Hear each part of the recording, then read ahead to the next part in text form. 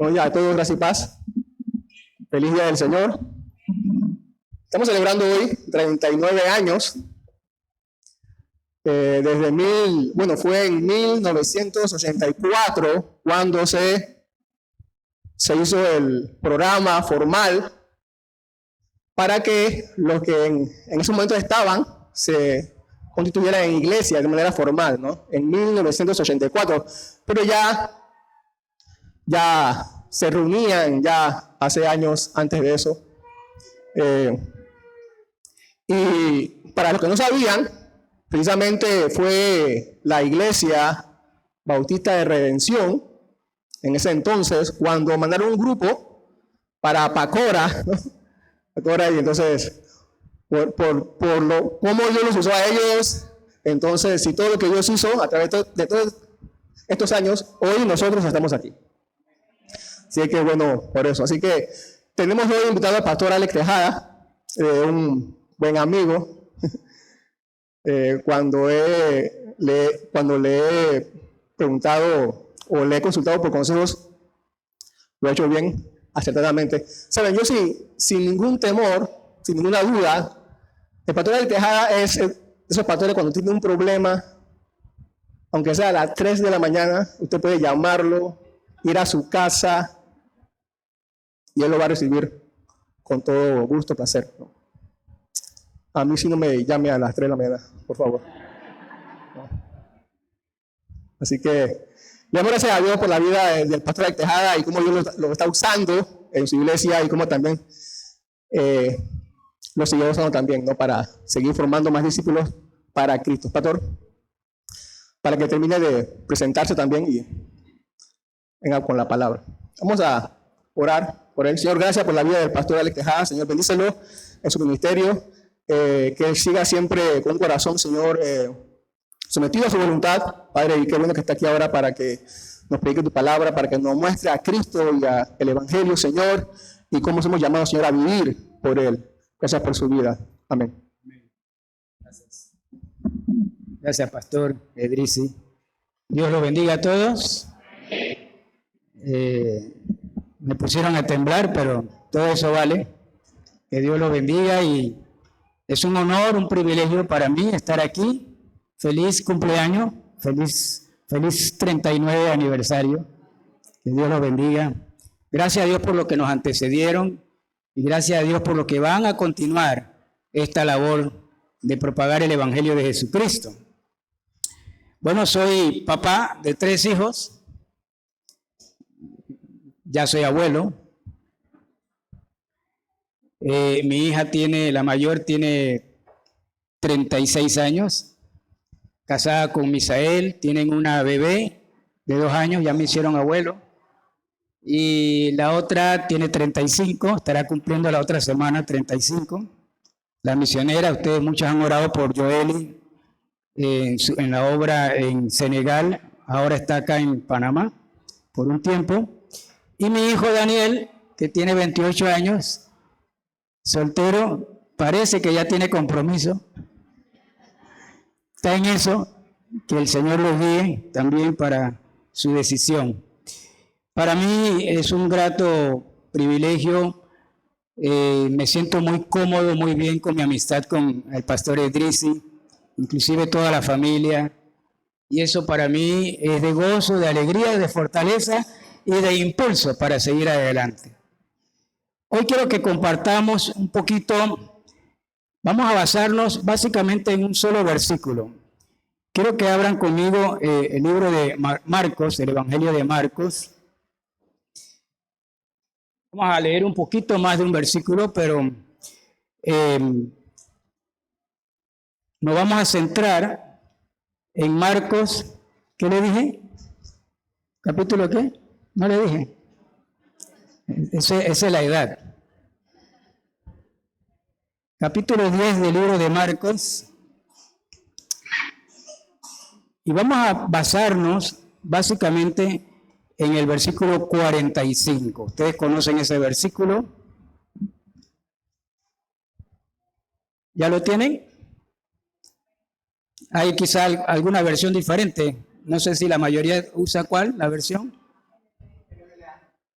la Biblia de las Américas. La Biblia de las Américas. Yo tengo la Reina Valera. Yo voy a leer el versículo primero, después ustedes todos lo van a leer juntos, ¿de acuerdo? El versículo de Marcos 10:45. Dice el versículo 10:45 de Marcos, voy a leer de mi Biblia, dice: porque el Hijo del Hombre no vino para ser servido, sino para servir y para dar su vida en rescate por muchos. Ahora les toca a ustedes. 1, 2, 3.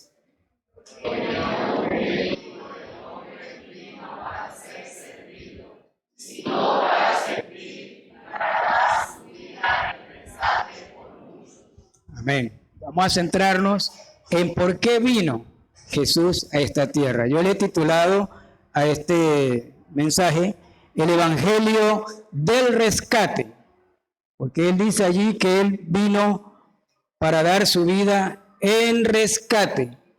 Y le estoy dando el título a esta reflexión, el Evangelio del Rescate. Vamos a decirlo de otra forma, un poquito más teológica, el Evangelio de la Redención.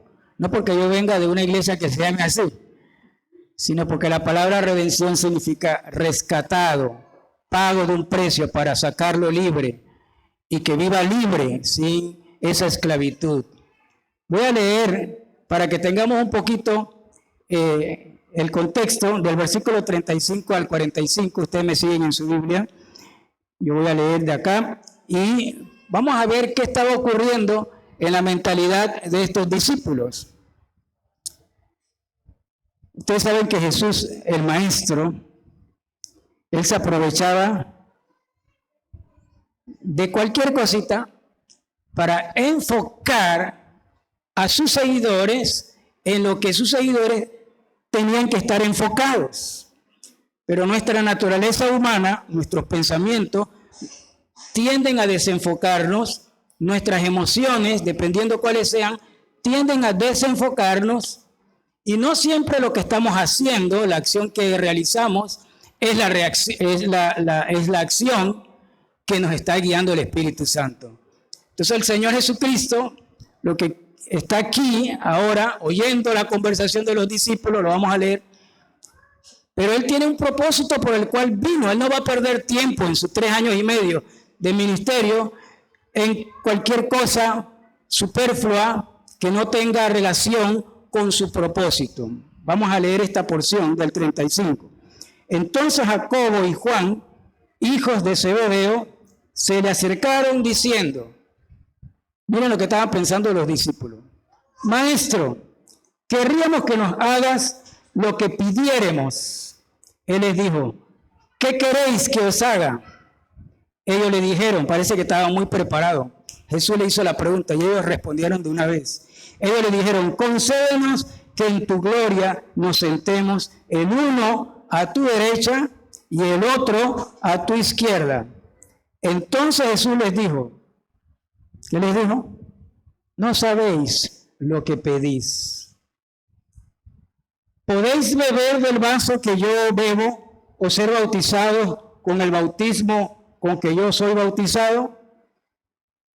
Parece que Pedro estaba por ahí, ¿no? Reacciona muy rápidamente. Ellos dijeron, podemos. Jesús le dijo, a la verdad del vaso que yo bebo, beberéis, y con el bautismo con que yo soy bautizado, seréis bautizados. Pero el sentaros a mi derecha y a mi izquierda,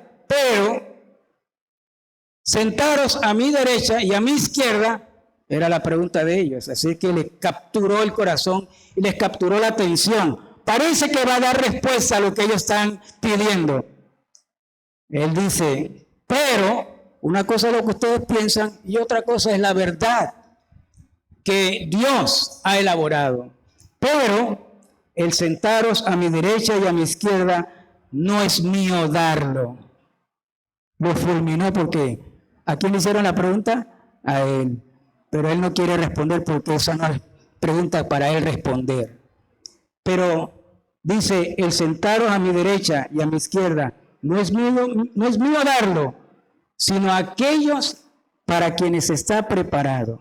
Oh, hay un tiempo de preparación. Cuando lo oyeron los 10, el resto, comenzaron a enojarse contra Jacobo y contra Juan. Aquí salen otros mensajes muy interesantes, pero nos vamos a enfocar en el último versículo. Mas Jesús, llamándolos, les dijo: ¿sabéis que los que son tenidos por gobernantes, o sea, la gente que quiere los puestos de gobierno de las naciones, se enseñorean de ellas y sus grandes ejercen sobre ella poder, potestad? Pero no será así entre vosotros, presente y futuro. No será así, sino que el que quiera hacerse grande entre vosotros será vuestro servidor. Prepárense, comiencen a humillarse, a ser humilde, que aquí hay otra manera de ver las cosas. Será vuestro servidor. Y el que de vosotros quiera ser el primero, será el último del último, el servidor de todos, el último del último, servidor de todos los que estén allí.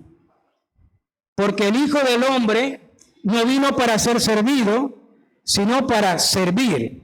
Ahí puede salir otro mensaje también.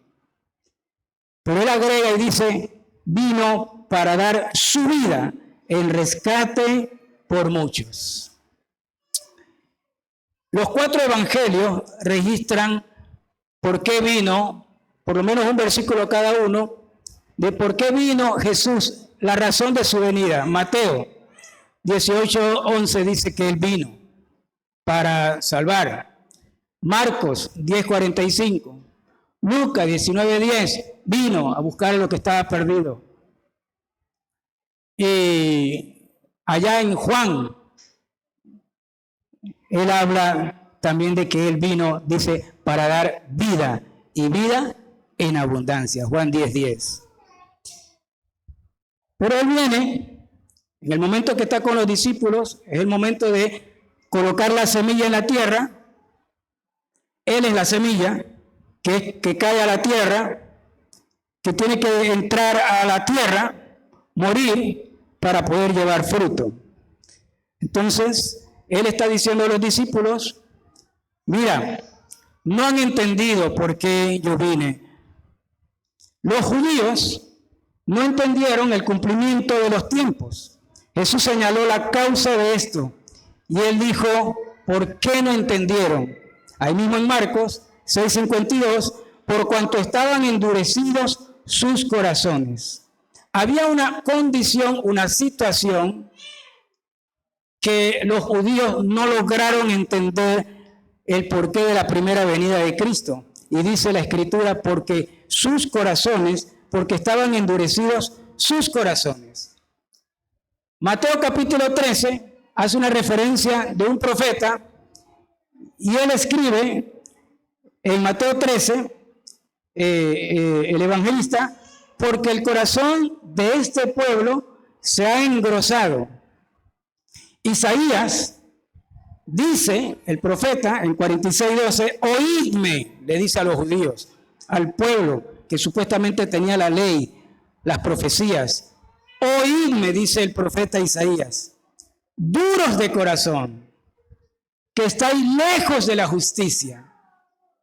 Así es que Jesús como profeta le está hablando ahora a lo largo de todo el evangelio y le dice: ustedes no entendieron por la dureza de vuestro corazón. El evangelio dice que el corazón de los hombres es un corazón incircunciso, que esta generación es perversa y maligna, que los hombres conforman un mundo oscuro, lleno de tinieblas. La raza humana constituye un mundo lleno de tinieblas, de oscuridad. Tenemos un sol físico, espiritualmente el mundo está oscuro. Aún a pesar de la tecnología, de los adelantos científicos. El evangelio es espiritual y nos describe entonces con autoridad cómo es el mundo, espiritualmente hablando. cuando Génesis 1:2 dice que la tierra estaba desordenada y vacía, aparece otro texto en Jeremías 4:23, similar, pero ahora aplicado exactamente a la gente que supuestamente tiene los profetas y la ley. Dice así Jeremías 4:23, lo puede buscar, dice así: miré a la tierra, dice Dios, y he aquí que estaba asolada y vacía, y a los cielos, y no había en ellos luz.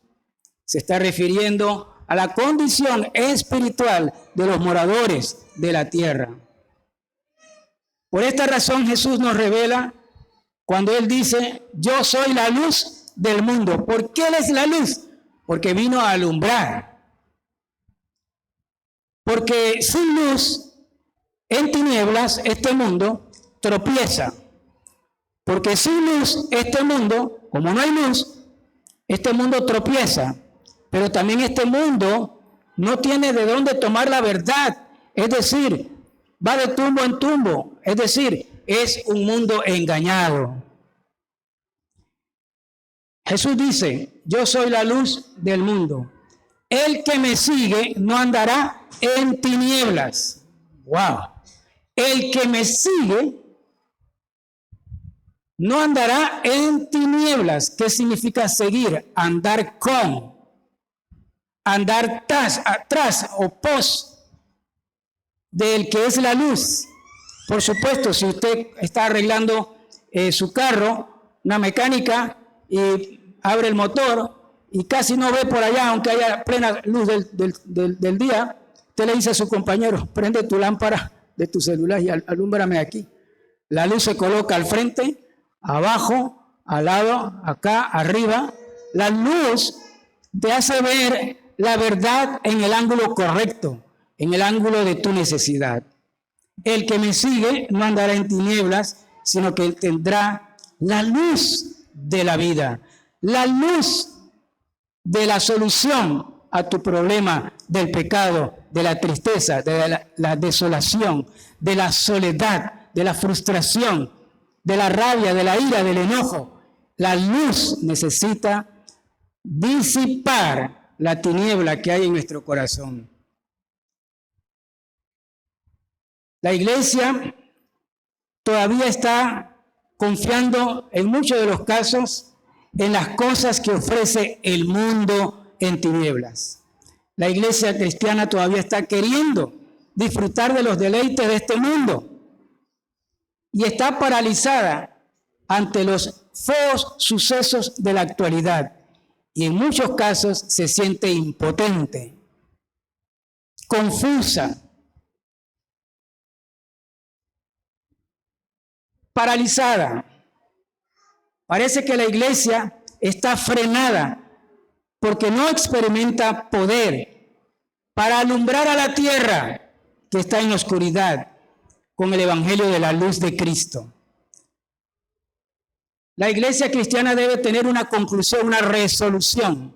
Debe concluir que si no se predica el evangelio, lo que queda es, ¿qué queda? Oscuridad. La iglesia tiene que entender que si no se predica la luz, el evangelio, y no se coloca donde debe colocarse en el día a día, en mi colegio, en mi trabajo, en la calle, no quedará otra cosa que continuará la oscuridad. Y sin oscuridad se tropieza, va uno de tumbo en tumbo. Y no puede ver con claridad qué color es lo que tiene al frente. Dice que de noche todos los gatos son pardos. O sea, no hay color. No podemos discernir sin la luz. Ahora, eso lo dijo él en Juan 8:12, pero en Mateo 5:14 nos dice a nosotros: vosotros sois la luz del mundo. Vosotros sois la luz. Él es la luz y vosotros sois la luz. No alumbramos con luz propia, como la luna en la noche no alumbra con luz propia, pero alumbra en la oscuridad. El sol alumbra con luz propia. Cristo es la luz y Él viene y nos ilumina para nosotros reproducir esa luz a este mundo en tinieblas. Por eso vino el Hijo del Hombre al rescate. Vino a rescatar a la humanidad depravada, a la humanidad esclavizada, a la humanidad controlada por el engaño, la mentira. 3 cositas voy a decir. Número 1, a cada generación y época se destaca de alguna manera la depravación del hombre. Lo que es espiritual, de alguna manera, en cada generación, a cada generación le toca ver de alguna manera física, obviamente, la depravación total del hombre, o sea, la esclavitud del hombre. A nosotros, a nuestra generación, nos toca ver, como iglesia cristiana, con luz, discernir qué son esos eventos que están ocurriendo, que nos indican otra vez, una y otra vez, la condición espiritual de tinieblas en que vive el mundo. A cada generación. Me pongo a veces a revisar qué ocurrió en el año, por decir algo, 1750. Busco. ¿Qué ocurrió en el año 780? Y encuentro cada época tiene algo que se destaca en la humanidad que aflora la condición del hombre. Otra cosa que voy a mencionar es que el hombre está en una condición de rescate. Si esto es verdad, entonces el hombre cayó en el hoyo, se está ahogando y está en condición de ser rescatado. Y la otra cosa que voy a hablar es que la obra de rescate es únicamente de Dios. No de la economía, no de la política, no de la sociología, no de la ciencia, no de la intelectualidad o educación, es solamente de Dios. En cada generación y época se destaca la depravación del hombre, de alguna manera. Los hombres de todos los países piden justicia, ¿o no? No sé si alguno está en la sala, que haya salido a la calle, al frente de la Corte Suprema de Justicia, o de la Asamblea de Diputados, o del Ministerio de Educación, a pedir justicia, que se haga justicia. Y algunos hermanos le dicen, cuando te toca a ti, entonces tú vas a ir a reclamar justicia. Pero ¿a quién le voy a reclamar justicia? No hay justo ni a uno. Entonces es vano pedir justicia, porque la justicia solamente viene por parte de Cristo, de Dios, en mi corazón primeramente, y yo puedo vivirla para bendecir al resto de los que creen en el Evangelio. No hay justicia en esta tierra, no hay justo ni aun uno. Pero la iglesia sigue fortalecida o sigue confundida. ¿Sigue con ánimo la iglesia o sigue con desánimo? Hago una pregunta. Aparte de la guerra de Rusia contra Ucrania, ¿hay alguna otra guerra en este momento? ¿Hay alguno de ustedes que sepa cuántas guerras se están desarrollando en este momento? ¿Alguna idea? Aparte de Ucrania y de Rusia y de los aliados por ambas partes, ¿pueden mencionar algún otro país en guerra? En este momento, tomando la información vía Google, en este momento existen 57 guerras en nuestro planeta Tierra. En cada guerra están involucrados por lo menos 2 enemigos, dos naciones o países que están en confrontación. Así que si hay 57 guerras, ¿cuántos países por lo menos hay en conflicto en nuestro país, en nuestro globo terráqueo? Por lo menos 114. Pero súmale a los amiguitos de cada país. Le menciono algunas naciones que están en guerra en este momento: Rusia, Ucrania, Birmania, Argelia, Israel, Palestina, Siria, Burkina Faso, Malí, Túnez, Somalia, Kenia, México, Nigeria, Yemen, Arabia Saudita, Irak, Eritrea, Sudán, Afganistán, Corea del Norte, Pakistán, Irán, India, Turquía, Indonesia, Perú, Armenia, Corea del Sur. ¿Sigo? Nuestro mundo es un mundo que está agonizando. Nuestros políticos dicen hacer un esfuerzo para salvar a su nación. La iglesia sabe que el mundo está agonizando, que hay injusticia, que el pecado tiene destruida la raza humana. Solo el año pasado murieron en guerra, más de 300,000 personas.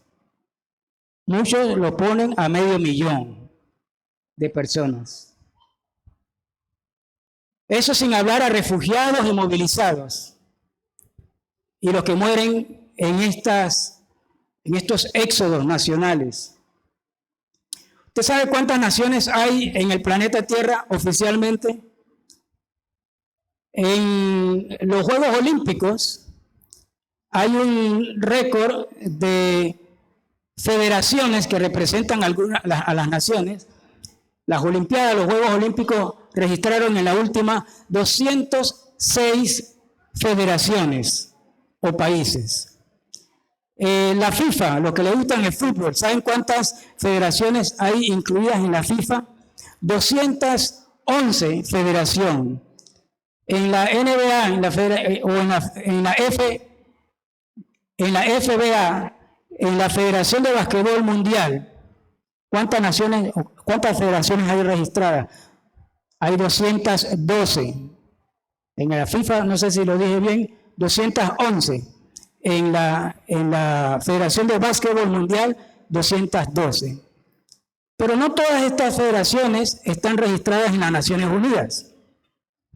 Si usted se va por las Naciones Unidas, ese número sube y baja, y a veces se estanca por buen tiempo. Los kurdos, por ejemplo, son una nación, pero no tienen territorio, no tienen un gobierno para todos ellos, son millones.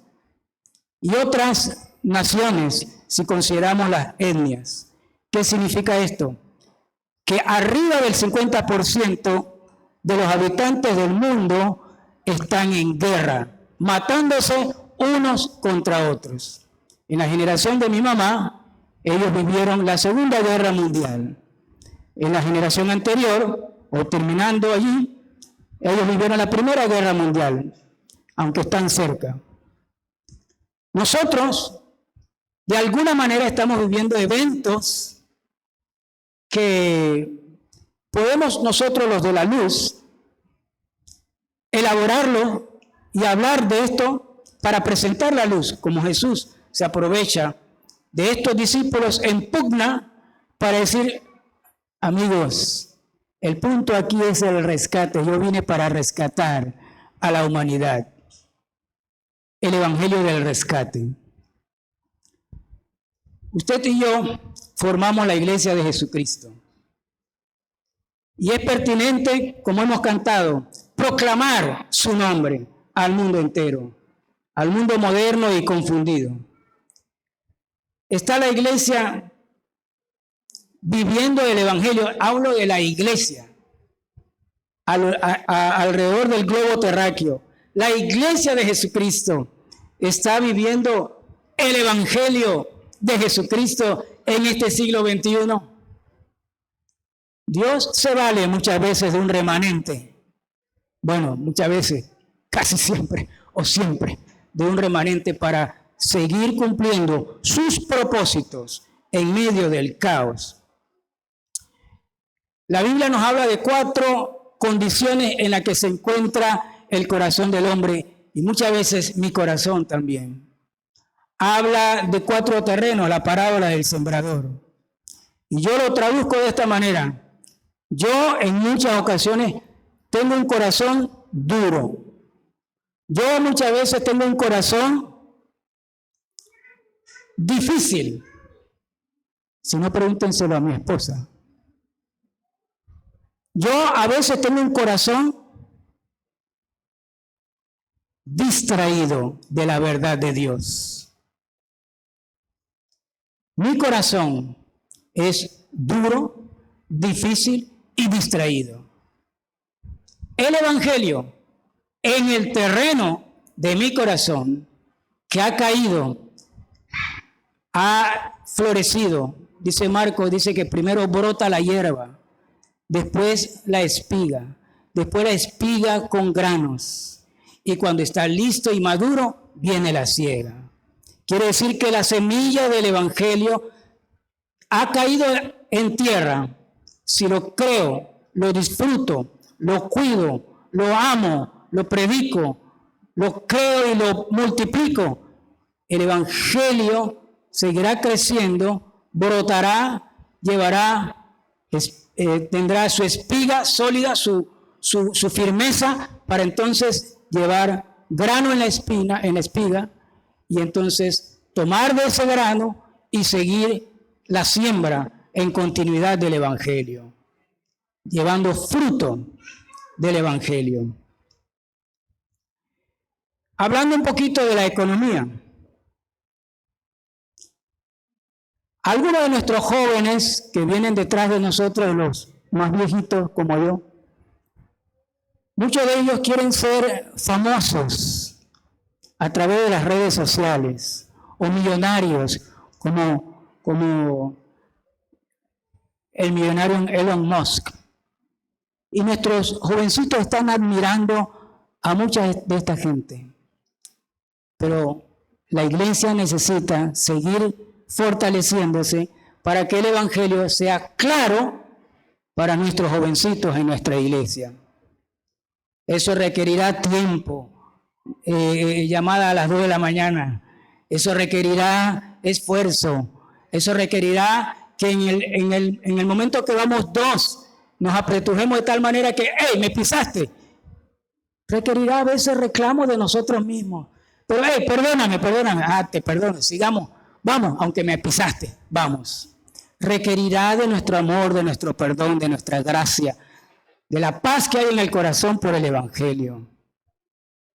La crisis de pérdida de miles de empleo en California hace apenas unos meses, en aquel lugar, aquella ciudad de Silicon Valley, donde están sembradas las grandes compañías de tecnología, de la industria digital. Hasta hace apenas 2 meses, estamos hablando de 2 meses, hizo tambalear a la economía de los Estados Unidos. $10,000 millones solamente en esa localidad. En valoración del mercado, era controlado por un solo banco. $10,000 millones en pérdida, de acuerdo a los principios de la valoración en el mercado de los Estados Unidos y del mundo. Solo un banco hizo trastabillar la economía del país más poderoso del mundo. ¿Qué quiere decir? Que el mundo está en tinieblas, en oscuridad y pende de un hilo. ¿Qué significa eso? Vamos a cambiar que pende de un hilo. Está bajo la espera de los planes de Dios y todavía hay misericordia para este mundo. La economía mundial parece fuerte, pero la realidad es que es una economía en descalabro y en cualquier momento puede traer ruina mundial. La Biblia dice en 2 Tesalonicenses 2:6, pero hay algo que lo detiene. Hay algo que detiene el descalabro del mundo. Por supuesto, estamos en espera de la segunda venida de Cristo. Porque la palabra de Dios tiene que cumplirse. Hay algo que lo detiene. ¿Está la iglesia ofrendando más al mundo de la tecnología y del entretenimiento?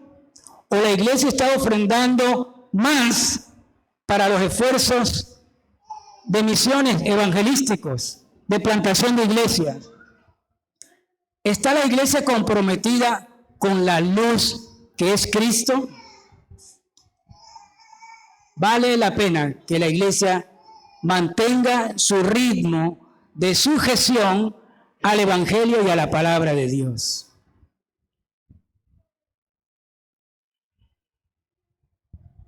Quiero compartirles una descripción interesante según Isaías. Vamos a buscarlo. Capítulo 61.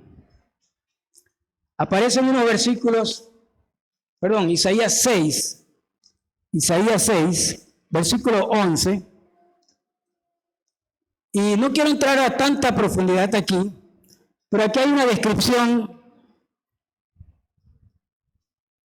en relación al descalabro de esta raza humana. Isaías capítulo 6. Voy a leer versículo 11 al 13, la primera parte, 13a. Isaías 6, 11. Y yo dije, el profeta, ¿hasta cuándo, Señor? Y respondió él, hasta que las ciudades estén asoladas y sin morador, tipo Ucrania, y no haya hombre en las casas, porque se han ido, y la tierra está hecha un desierto, no hay agua, hasta que Jehová haya echado lejos a los hombres y multiplicado los lugares abandonados en medio de la tierra. No puedo ni pensarlo. Y si quedare en ella, en la tierra, la 10ª parte, esta volverá a ser destruida. ¿Pueden imaginar eso? Pero aquí viene el Evangelio, por dicha. La parte B del versículo 13. Pero, hay una esperanza. Pero, como el roble y la encina, 2 árboles fuertes, que al ser cortados aún queda el tronco. Así será el tronco. La simiente santa. ¿Quién es la simiente santa? Jesucristo. ¿Quién es el tronco? En ese caso, Jesucristo. La simiente santa. Aunque parezca todo perdido, hay una simiente, la simiente santa, Cristo Jesús. En esa simiente están las promesas del Evangelio para salvación, para rescate de la humanidad.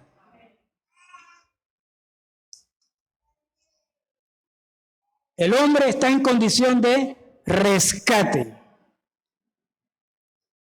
Salmo 40, versículo 2, testifica o da un testimonio de una persona que estaba en el foso de la desesperación, pero fue sacado del foso de la desesperación. Salmo 40, versículo 2. Voy a leer. Dice la palabra. Y me hizo sacar del pozo de la desesperación, del lodo cenagoso. Puso mis pies sobre peña y enderezó mis pasos.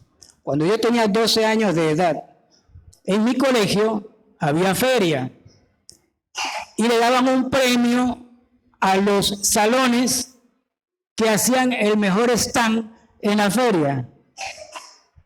Estando yo en primer año de secundaria, nos ganamos el premio del mejor stand de la feria. y nos regalaron un paseo a las playas de Gorgona.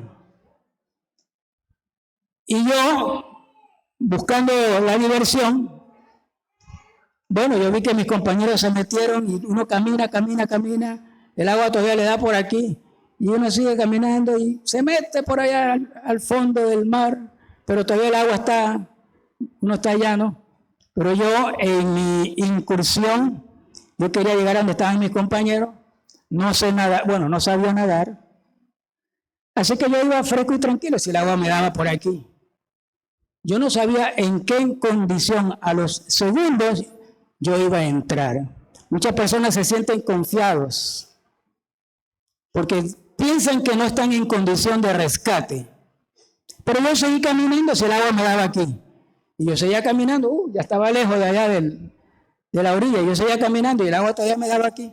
Y yo seguía caminando y de pronto, sin saber qué había debajo de mis pies, entré a una hondura allí, en un hueco, en una zanja, y yo, fuerte y musculoso, caí al agua y comencé a tragar agua. Y yo tragando agua. Y yo haciendo esfuerzo grande, yo me levantaba y dije, ¡muchachos! Y otra vez agarraba fuerza y, ¡compañeros! Y así hice varias veces y yo tragando agua. Y yo seguía levantado y dije, ¡es verdad!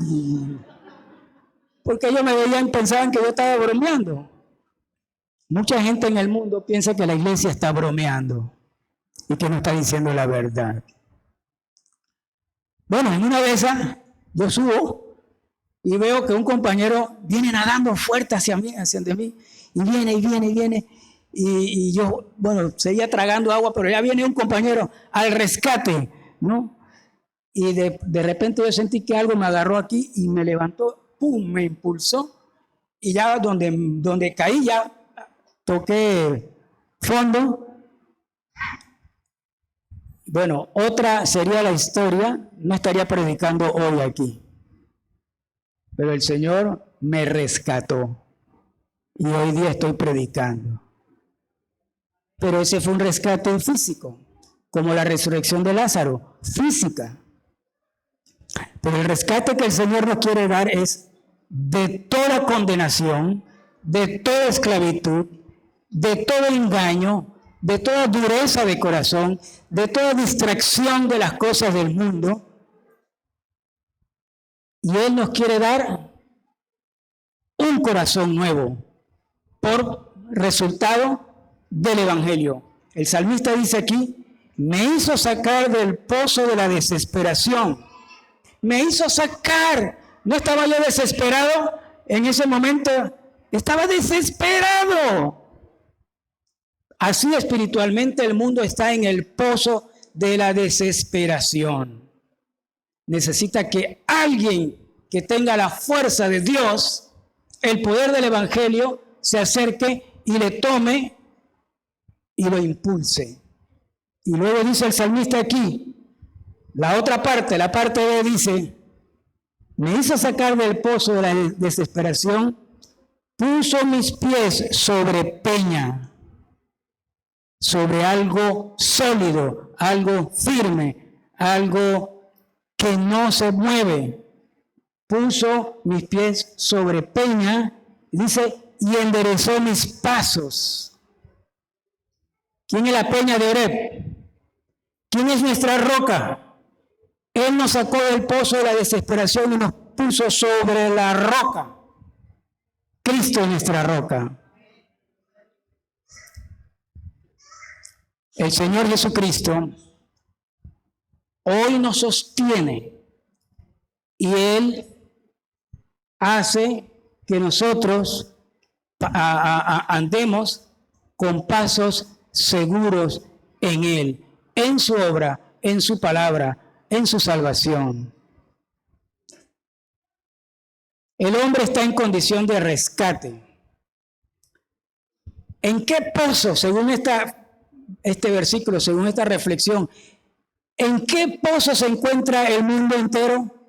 Está en el pozo de la desesperación.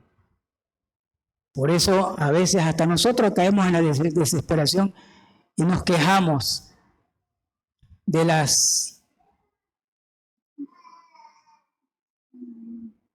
ideas de los políticos. Nos quejamos de las ideas de otros. Pero si tenemos las ideas de Jesucristo, nos podremos quejar. Siempre en Cristo hay, Señor, pero ¿hasta cuándo? Siempre en el Señor hay un pero. Aquí estoy yo. Más en el Salmo 55 ya no le llama el pozo de la desesperación. En el Salmo 55 le llama el pozo de la perdición. Peor todavía, más fuerte. Volviendo a nuestro texto, el Evangelio del Rescate. El Señor Jesucristo nos advierte de nuestros pleitos, vamos a decir así, aquí entre nos, de nuestros pleitos callejeros, de nuestros pleitos de pana, de bro, en nuestros pleitos de iguales. El Señor nos advierte. Él quiere rescatarnos, dice la Escritura, de toda disensión, contienda, ¿sí o no? Entre nosotros. Entre vosotros no será así. Entre vosotros es, el último sirve al último y a todos. Eso es entre vosotros. Él vino no para ser servido, sino para servir, para dar su vida en rescate por muchos. Apreciados hermanos, le hablé de tres terrenos, de tres condiciones de nuestro corazón. El corazón endurecido, el corazón difícil y el corazón distraído. Pero la semilla ha de caer en aquella tierra que lleve fruto. Y ese es el corazón dedicado. Ese es el corazón dedicado a la verdad y la gracia de nuestro Señor Jesucristo. La ley por medio de Moisés fue dada, pero la verdad y la gracia por medio de nuestro Señor Jesucristo. El corazón difícil debe convertirse en un corazón dedicado. El corazón duro debe convertirse en un corazón dedicado. El corazón distraído debe convertirse en un corazón dedicado a la palabra de Dios. Escudriñad las Escrituras. Por último, amados, la obra de rescate es únicamente de Dios. En Cristo Jesús somos hechos nuevos. El apóstol Pablo, en el libro de Efesios, hablando de la iglesia, pinta. Es un artista el apóstol Pablo, inspirado por Dios, por el Espíritu Santo, para darnos toda la doctrina de la iglesia. En Efesios, él pinta magistralmente a la iglesia. En 6 capítulos lo hace de 6 maneras, para que nosotros podamos vernos como iglesia. Esa iglesia edificada por Jesucristo. En el capítulo 1, Pablo habla de la iglesia, pinta la iglesia como un cuerpo. Imagínese usted levantando pesas, un cuerpo. Para tener una ilustración. En el capítulo 1, Pablo pinta la iglesia como un cuerpo.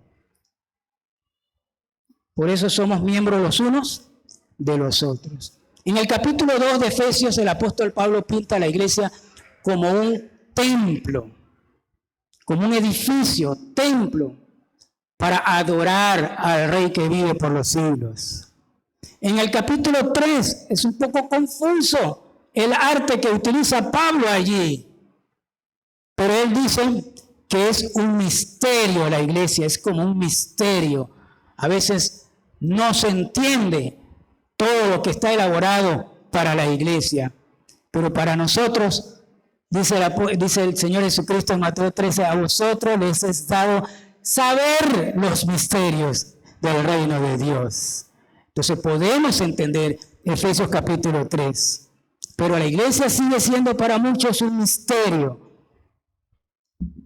Es para nosotros el misterio revelado. En el capítulo 4, el apóstol Pablo sigue pintando a la iglesia y le llama el nuevo hombre. En Gálatas se habla de la nueva creación. Lo que vale es que somos nuevos en Cristo. Capítulo 5, el apóstol Pablo pinta a la iglesia como una novia, futura esposa. En el capítulo 6, el apóstol Pablo pinta a la iglesia como un soldado. Ahí lo cantamos hace un rato. Pero un soldado solo no va a la guerra. Así es que lo que está Pablo allí haciendo una aplicación individual, pero 2 y 3 y 4 y 10,000 soldados, ¿qué hacen? Un ejército. Entonces la iglesia, sí, la podemos ver como un soldado, pero al mismo tiempo como un cuerpo de lucha, como un ejército mancomunado. Amados, la obra de rescate es únicamente de Dios. Y ahora Cristo está en los cielos, sentado a la diestra en el puesto de autoridad. Él tiene toda potestad en los cielos y en la tierra. Entonces le dice a la iglesia, él le dice a la iglesia, tienen toda la autoridad de ir y hacer discípulos para que la gente conozca a Dios. La obra de rescate es únicamente de parte de Dios. Él nos ha dado el Evangelio. Quiero resumir esta parte con 1 Corintios, capítulo 1. Y hay bendiciones que Dios ha llenado a la iglesia de recursos espirituales. ¿Recuerdan? Las riquezas en Cristo Jesús. Y para mencionar 4, en 1 Corintios capítulo 1, versículo 30, dice, por él estáis vosotros en Cristo, el cual nos ha sido hecho por Dios sabiduría, justificación, santificación y redención, rescate. Él es nuestro rescatador. Él es el rescatador de cada uno de nosotros, el redentor, el que nos justificó, el que nos santificó, el que nos dio la sabiduría, la luz del entendimiento de la verdad y de la gracia de Dios. Él es el que utiliza e impulsa a la iglesia para que la iglesia sea un cuerpo fortalecido y que sea luz del mundo. Él nos ha dado poder, Él nos ha dado paz, Él nos ha dado perdón, Él nos ha dado santificación y Él nos ha dado sabiduría. Voy a cerrar con Romanos capítulo 3. Ustedes conocen ese versículo con dos versículos. Romanos 3:24. Voy a leer acá.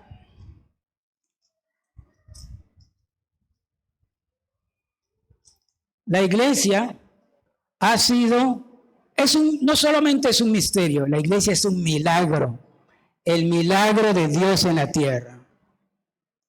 Y Él no le ha dado esta comisión a los ángeles, sino a nosotros. ¿Sabe por qué? Porque nosotros somos como los que no tienen a Cristo y le podemos decir a ellos, yo era como tú. Yo era como tú. Y si Cristo lo hizo conmigo, lo puede hacer contigo. El plan de Dios ya tiene asegurado quiénes son los que van con Él. La iglesia predica, anuncia, ilumina, porque el mundo está en modo rescate. Ahora dicen los pelados, en modo rescate o en condición de rescate. Modo avión, ponlo en modo avión.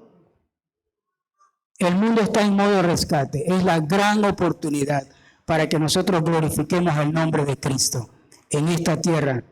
Él nos dio esa comisión. Romanos 3, 24 dice, siendo justificados gratuitamente por su gracia, mediante el evangelio del rescate, el evangelio de la redención, que es en Cristo, no en ningún otro nombre. Y Romanos 4, 25, cada vez que hablamos de la justificación,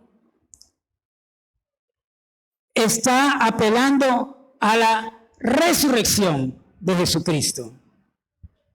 Romanos 4, 25 dice, el cual fue entregado por nuestras transgresiones, la cruz, su muerte. Pero el versículo no termina allí. El Espíritu Santo lo inspiró y dijo, el cual, el Señor Jesucristo, fue entregado por nuestras transgresiones, la cruz, y resucitado para nuestra justificación. Él nos declara entonces, por el poder de la resurrección, justos.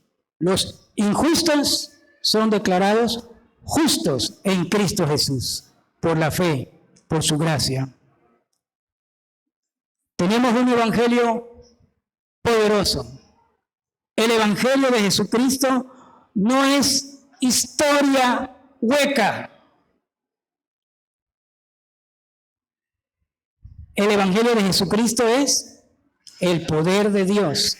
Y la iglesia camina según el poder de Dios. Vamos a orar. Padre nuestro, en el nombre de Jesús, bendecimos tu nombre. Señor, trabaja en nuestros corazones. Sé que muchas veces tengo un corazón duro. Sé que muchas veces tengo un corazón difícil. Sé que también muchas veces mis palabras muestran lo difícil que es mi corazón. Señor, límpiame más y más de mi maldad. Sé que tengo un corazón muchas veces distraído por las atracciones de este mundo engañado, desesperado, de este mundo esclavizado en las cosas que no pertenecen al cielo, sino a la tierra. Perdóname porque tengo que ser honesto contigo, oh Dios, y decirte que muchas veces he endurecido mi corazón a la verdad de tu palabra. Muchas veces he sido difícil, aún con mis hermanos, aún con mi familia. Señor, cuando no les he amado como debe ser, no les he servido. Quiero servir al último de los últimos, para que pueda servir a todos. Señor, también he tenido un corazón muy distraído, pero quiero amar la semilla verdadera, la semilla de la palabra poderosa del Evangelio, que rescata que me rescata a mí de mi vana manera de vivir y me coloca sobre la peña. Y el Evangelio que dirige mis pasos por fe, paso a paso, para bendecir al más débil de los débiles, para servir al fuerte y al débil, en el nombre de Jesucristo. Y oro, Señor, por esta congregación que ha abrazado tu palabra y la verdad y la gracia de nuestro Señor Jesucristo. El Evangelio de gracia y de poder, de sabiduría, de amor, de perdón, de servicio, Señor, en el nombre de Jesús, que la fe no falte y que con fuerza podamos decirle aún al burlador, como dice el Salmo 1, aún al burlador, al transgresor, que en Jesucristo, el Redentor, está el verdadero rescate, que en Jesucristo hay transformación y una nueva creación. En el nombre de Jesús. Gracias. Amén.